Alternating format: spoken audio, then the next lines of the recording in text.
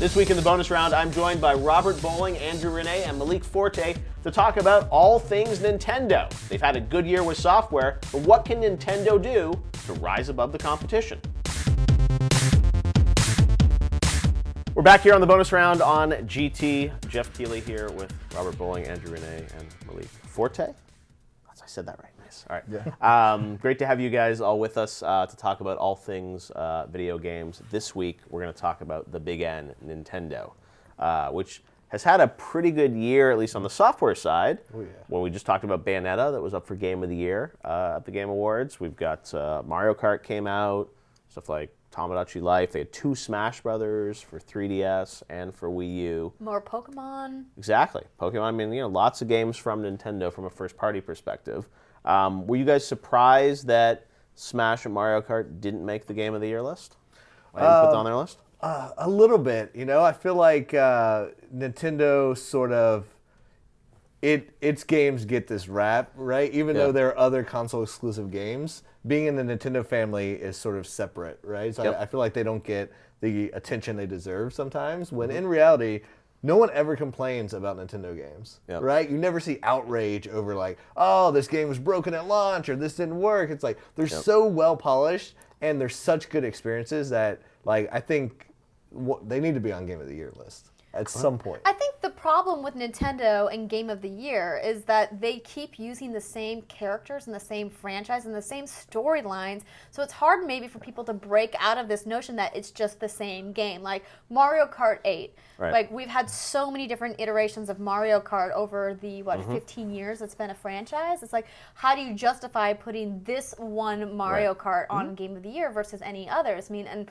that was one of the best games of this year. It was one of the highest reviewed games of the year. And I think a lot of people put a lot of time into that, but I think that it's still, you still look at it as a serialized franchise. And so like sports games, like sports games, it's hard to ever think it's going to be Game of the Year because it's expected they're building off a base. What was for? I mean, some of these other, Call of Duty, Assassins, all these games, similar thing. But these are beloved characters. Yeah. Oh, absolutely. Anytime you say a Nintendo character, you have to follow it, I think, legally by beloved. Like, it's beloved. And Luigi Death Stare was like the gaming meme of the year. Exactly. Like, that was a big moment for Luigi Death Stare. Yeah. That's actually nominated for one of the best viral moments of the year. Yeah, but piggybacking off of what Andrea said, that would be my reason why those games wouldn't get Game of the Year. They just don't do enough new stuff. Right. Basically, they're very polished games. They step it up on a production level in every way. Absolutely. But they just don't do anything new. Like, we've played these games for years, There's just more characters, more tracks, and the same gameplay. You didn't like driving upside down? I can do that with all the old versions. I can just turn myself upside down. Now, what about Smash Brothers? Because both those games, I mean, that suffered the same fate where it's like it's a better Smash Brothers. I mean, obviously, that's one of Nintendo's biggest franchises of all time. Brand new Smash, 2 platforms. Tons of crazy characters, Duck Hunt Dog and things like that in there. The Wii U version just came out. 3DS has been out for a while. Blake, what's your take on Smash? I know you've been talking a lot about it. I think the game is great. Like it's the perfect Smash for me. Right. So would it be on your Game of the Year list? No, because it's another Smash Brothers. It's like my ideal Smash. It's what I want out of a Smash Brothers game. Right. But it's still Smash Brothers that we've been playing for years. This is what I'm talking about, right? Yeah. It's like you will love every Nintendo game that comes out. It'll be like it's the best it's ever done. No doubt I'm going to buy it. I'm going to play it. But critically and on these lists, they're never going to make it. Right? Because like we fall back on this like, oh yeah, it's like it's just more polished. It's just more that's the thing is I think it's a fair point because with a lot of these lists, people tend to look for sort of what's new, fresh, shiny, innovation versus like really well engineered, like the best playing game. Right. It's not necessarily that. It's sort of the whole story and the whole package of how it is. But yeah, we think of Sakurai's sitting there working on it. It's like he's like, I want to get Game of the Year. Yeah. What would it have taken for Smash to get Game of the Year? I mean, I think you're saying it's hard to decide because if you look at the Metacritic scores right now, I mean, and obviously, when this episode comes out, it'll be after, so they'll probably change. But it's like sitting at like a 95 right now, which is really, really amazing. Like that's a really hard score to get. You would think that would automatically make it a Game of the Year contender. Yeah. But you have to ask: is it getting those high scores because of this beloved thing, right? Because people have that like childhood memory attached to these Nintendo characters, and even attached to Smash as a franchise, and saying, well, this is the best Smash I've ever played, so I'm going to give it a really high score. But does that make it Game of the Year? Is it the best game out this year? It's a tough question to ask. I would agree with Malik and say no, I don't think it is, because I don't think they've done enough to really revitalize what Smash is. But I mean, what is that thing? Like, what do they have to do? And I think this is Nintendo's eternal problem. It's like, what's the line in the sand that they have to cross to be considered innovative again? It's new IP. Splatoon. Splatoon, right? Yeah. It's new IP done to the quality of the yearly releases. Yeah, and that's why I think people were really excited about Splatoon at E3, and they even have like a really cool Splatoon Twitter, which I don't know if people follow, but like the developers are actually posting like all these cool little images from Splatoon, and I'm like, everything they're posting looks amazing. So looks cool. All right, so bowling, Smash Brothers, same problem as always. Just doesn't quite get it to the Game of the Year. I mean, for me, I'm different, right? These would be in my list, right? I would put a Mario Kart 8 in the list. So your list would have Mario Kart 8, would have Smash Brothers on it. I put so much emphasis, and I realize like this is rare, right? I put so much emphasis on polish and execution, right? Because we are not shy about showing outrage when games launch broken, right? When online doesn't work and things, but we don't do the same thing on the positive side of the spectrum when something is so well executed. So like that is my number one priority when I'm listing these, and then I start looking at like innovation, originality, right? That's where you start. People don't give them points because they're like, oh yeah, I know this. So Shadow Mortar still makes your list. Definitely, yeah. Smash Brothers makes your list. Mario Kart. You have 2 slots left. What would you how old is 3D World? Mario 3D World. It was last year. Oh, shit. That was so good. It was really good. So yeah, that's because, I mean, Nintendo always delivers a lot of polish in their games. They're tons of fun to play, and that's what people sometimes respond to. You buy Smash, you're going to have a great time. And that's one of the things with, you look at a list of 5 Game of the Year nominees, they're probably 10, 15, 20 games that really deserve to be, recognized as great achievements. It's just like when you have to cut it down to 5. Yeah. Who knows what number 6 was? Well, this is the thing, like sports games. They don't get Game of the Year ever, right? If Smash was like a sports game, and except the first ever video game awards where Madden Football won. PGA 2003. That one isolated occasion.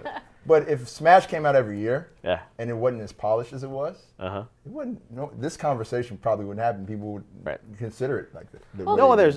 There's also that yearning for new games, and Nintendo doesn't annualize. I mean, even though they have the same characters in a lot of the games, I mean, you don't see a new Zelda every year, or a new Mario, or a new Smash. Their biggest problem is that they're in this really weird space between last gen and current gen, where their hardware clearly doesn't match what Xbox One and PlayStation 4 are doing, which is why they've lost almost all of their third-party support.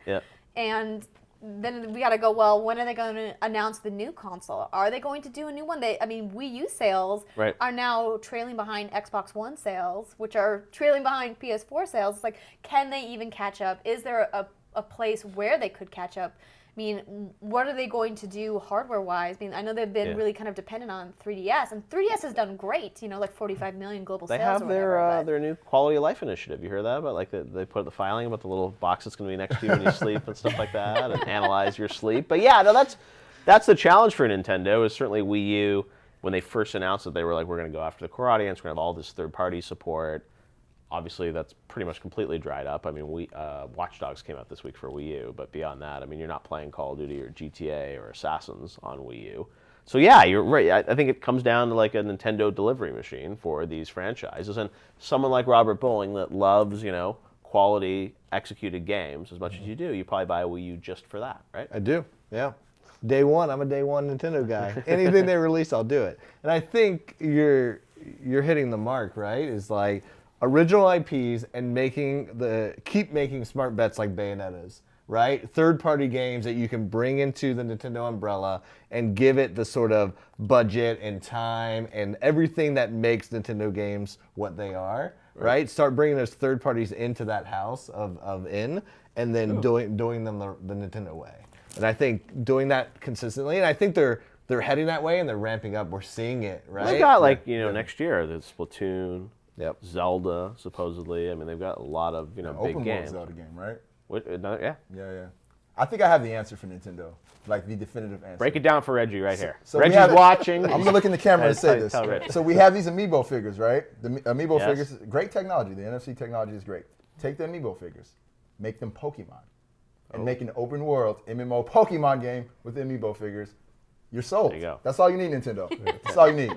Well, that's you think of, you said, like all those characters, how they could be together in some type of game like that. Be incredible. Well, you see Skylanders. You could have see been. That's what Disney Nintendo Infinity. Land could have been. Yeah.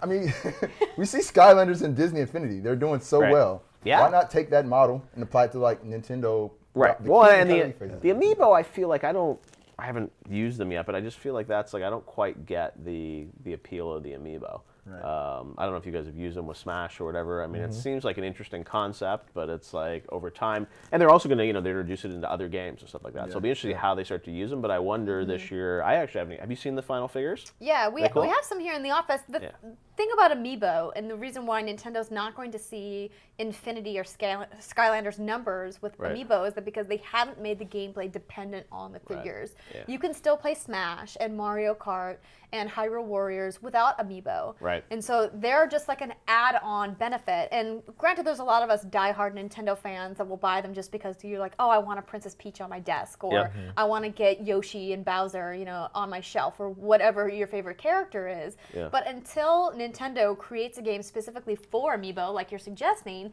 saying you need to have Amiibo to play this game, they're never going to push toy units the way that their competitors are. Right.